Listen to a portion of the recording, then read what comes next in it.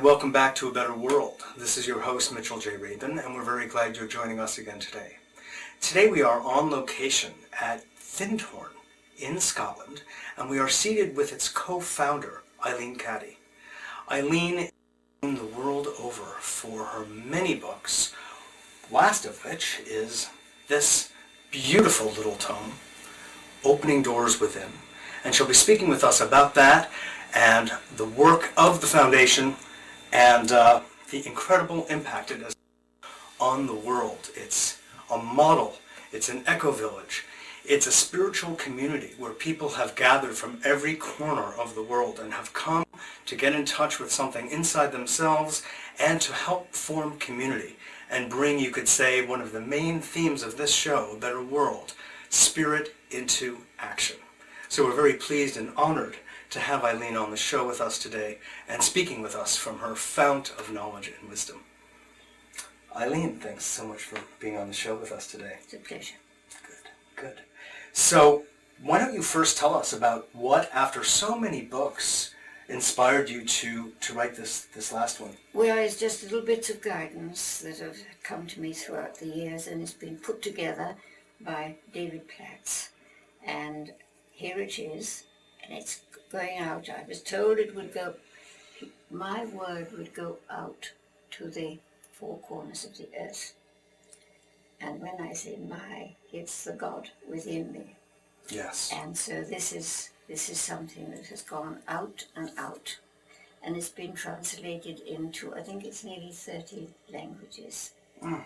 And so that is why when I read it every morning before I leave this house, I visualize a world family reading these little simple pieces of guidance. And it's a wonderful feeling of oneness, of wholeness. That's beautiful. That's beautiful. Peace. Oh, well, in fact, you have helped to create a world family right here on your doorstep. Absolutely. For the past some 40 years. Almost. Nearly 40 years. Nearly 40 years. It's not quite. It's 39 years this year, and it's 40 years next year.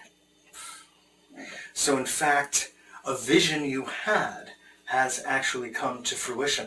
Oh, it always does. You see, whenever I Tell us about that. Whenever I have a vision or I have a piece of guidance, and I always hold it in my consciousness, and I never let it go until it manifests in form. And God's promises do. They always manifest in form. Now it's interesting because at various points along the path in your life, you've had very serious questions about the presence of God and whether you can actually trust that voice. No, I've always trusted it. Did you feel that you could though? Always? Yes, always. Ever since I suppose I've been living this life now for about 46 years. And I know that all these promises do come about, and I give thanks daily for these promises, because I know that they will come about. But sometimes I have to wait a long time. And I think one of the best things that I'd like to share is that to just show you how I've had to wait for these things to come about. Mm-hmm. I was told a long time ago that I would be reunited with all my family at the right time. And I thought, well, perhaps another month or perhaps a few weeks and so. And I had to wait until I was 80 years old before I was reunited with all my family. I have 4 sons and 4 daughters, and they hadn't even met. And in a sense, from separate families. 2 families. They're Right. only just from 2, yes. Yes. And I left my 5 children, and I left my first husband to be with Peter. And that's how that came about. Yes. And so I had three children from my, no, I had 5 children from my Your first husband? and 3 from my second. And I was told, yes, you will be reunited with all your family at the right time. And I had to wait until I was 80 years old before that happened. Now, I held it in my consciousness all those years, and I knew it would come about at the right time. And it has. And the whole thing has been healed and united, and it's been so, so wonderful. So these are things That is so beautiful. Yeah, have been. Has been. People pray for that. Oh, I hold it in my awareness. Yeah. And I know God's promises will come about. And in this case, some approximately 40 years past, more. A lot. That's that called doesn't- faith. Oh, you have faith. You have. Yeah. I think to live this life, you have to have faith. And I must admit, this is what one of the strongest things is: faith, belief, and trust. Yes. And I do. After all, I mean, it started in a caravan in That a... caravan, Right. you've probably seen it. I have. Yes. In a fairly remote part of the world. Yes. And it is now, from almost nothing, a flourishing, beautiful community that is servicing thousands of people every year. That's right. That's right. That's exactly it. Yeah. So, I see God's hand in it all. Yeah, And we have our ups and downs. Of course, we have our ups and downs. of But course. I always say, even if, no matter what meeting I'm in, you know, all is very, very well. And if more of us could say that and know it from every atom of our being, it would be so. So it would be, exactly. Yeah. Exactly. I guess that's actually a measure of faith, if we Oh, could really absolutely. believe that in I do. every cell. I do. Yeah. Yes, I do, Yeah. you see. And I say it, and I mean it. And they laugh at me. I said, this is what we need to do. I don't know who could really laugh, Eileen, because your life is actually a testament, a living testament of the fact behind the truth, behind your belief. Well, I feel that, you know, it's all very well to talk about belief and so on, but you know, you have to live it and be it and demonstrate it and embody the energy. That's what you have to do. Be it. And it's very easy to say be it, but the question is to do it. Exactly. Do you do it or do you not? That's right. And That's when right. you're not, Yeah. to start doing it again. Oh, all of it. Oh, no, I do it. I do it. I say, please help me. I need to live it. Live Yes, it and live exactly. it. Well, of many people in this world, I think you really stand as one of the shining examples of someone who really does live it, if I may say. Thank you. And there is much that really upholds that perspective. In that light, in fact, if you would you be kind enough to read a passage to us? Surely. Yes. I'll read the bit that... Okay. Oh, I'll read this bit because it was yesterday's, actually. Okay.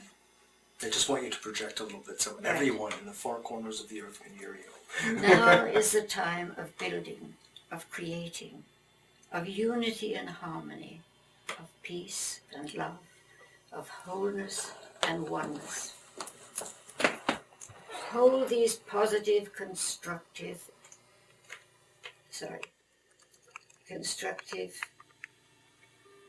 creative thoughts in your consciousness all the time, and never let them go.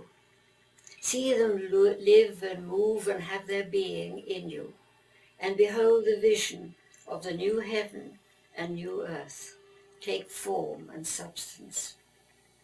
Let it unfold within you. As you become attuned to the idea of the new age and to the true meaning of it, it will gradually begin to unfold within you, and you will realize that you are part of it, and it is part of you. It is something tremendous, like a slumbering giant waiting to awaken from its sleep. And once it begins to stir, nothing will be able to stop it coming forth. There is nothing to fight against. There is no need to struggle any longer. Simply learn to wait upon me and let me, my perfect plan unfold. And when I say wait upon me, that is wait upon God and allow God's perfect plan to unfold.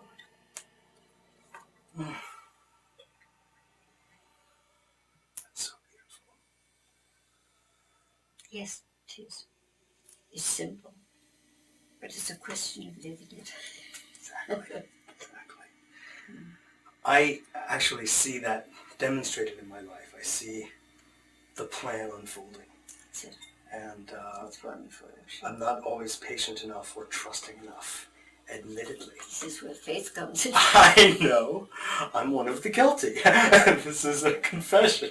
No, it's that I go, as so many do, from faith to losing it, to coming back. Yes, you have to come back. And I feel that God is in so many ways, as you have said in your books and in your life, God is love.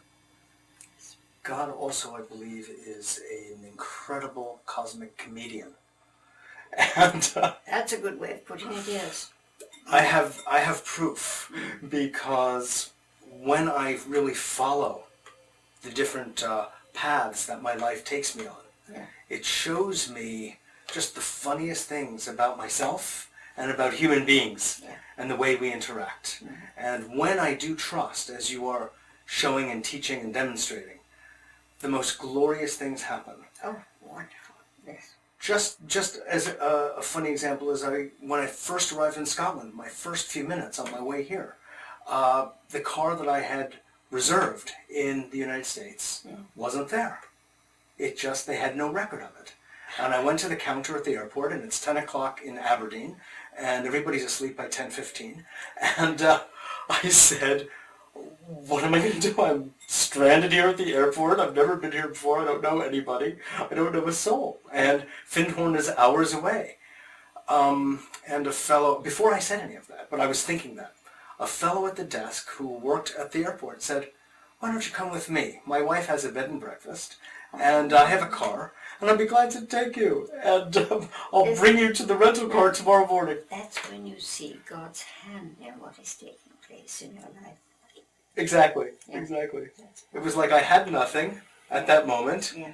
My plans that I had made fell apart, and another one showed up right in its place without missing a beat. That's perfect. That's exactly as life should be. Yeah. Exactly. Beautiful. Oh. So I wanted to share that with you because I know that that kind of thing is so exemplary in your life. Absolutely. It's quite extraordinary how it happens. Yeah. And I see God's hand in everything. And I see that all the so-called mistakes that we make, they're not really mistakes, they're lessons to be learned. And I feel that is the way we need to look at it. Yes, exactly.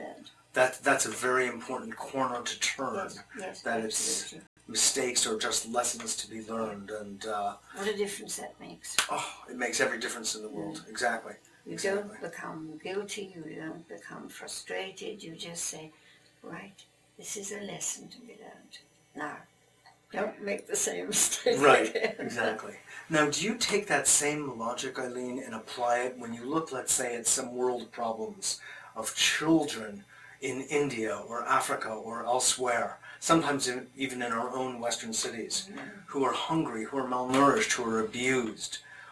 How is it, do you apply the same logic? I feel that what is actually happening in the world, and I see it everywhere, there are wars, there are, I was going to say, catastrophes. Yes. There are floods, there are landslides, there are volcanoes, there are all sorts of things going on.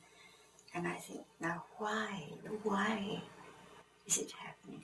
I feel it's cleansing that's taking place. I feel there's a tremendous cleansing. And those souls who pass on, and they pass on into light, are actually giving their lives for this cleansing, and to see them going into light, because that's what I feel death is all about. Yeah. Is going into light. I mean, that's why I have no fear of death. I'm quite ready to go